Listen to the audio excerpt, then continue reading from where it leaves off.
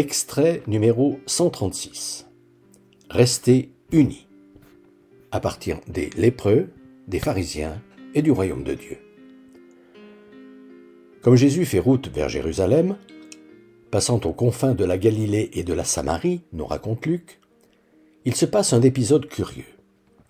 10 lépreux supplient Jésus de les guérir, à la suite de quoi Jésus les envoie à Jérusalem faire constater aux prêtres leur guérison, alors que rien ne laisse supposer qu'ils soient guéris.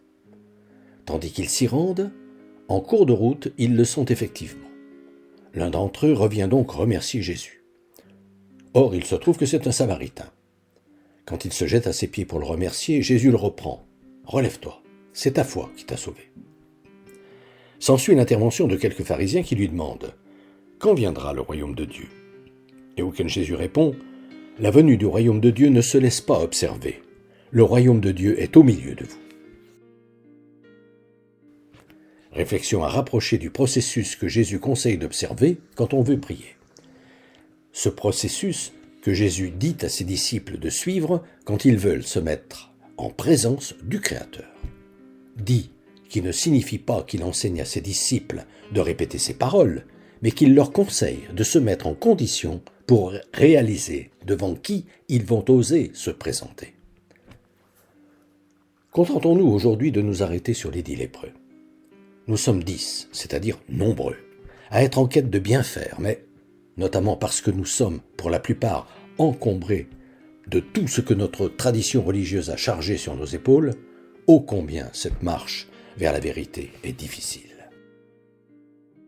Lorsqu'enfin tu découvres l'objet de ta recherche, ne poursuis pas ton chemin comme si de rien n'était, mais reviens sur tes pas pour faire partager ta joie.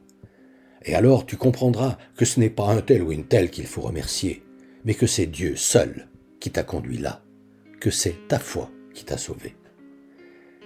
Et que ne s'offusquent pas ceux qui sont convaincus que seuls détiennent la vérité, qu'ils ne se rebiffent pas, qu'ils ne te repoussent pas. Dans le pire des cas, sous couvert de tolérer cette approche nouvelle qui te fait remettre en question le confort de croire auquel ils étaient habitués, qu'ils n'aillent pas faire digression en posant des questions oiseuses du genre « Quand viendra le royaume de Dieu ?»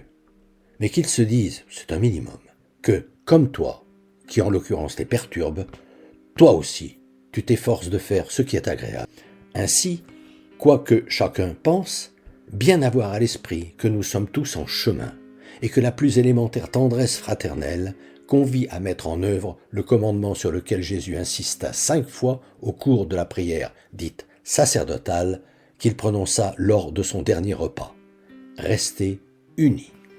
Ne l'oublions jamais.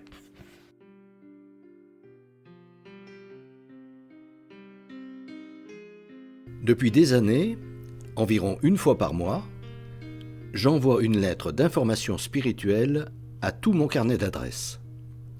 Le thème du moment est, depuis janvier 2019, « Être chrétien, ça veut dire quoi ?» Si ce sujet vous intéresse, n'hésitez pas à me transmettre votre mail, en vous contentant d'indiquer auditeur YouTube, vos noms et prénoms, et éventuellement votre numéro de téléphone si vous souhaitez me parler.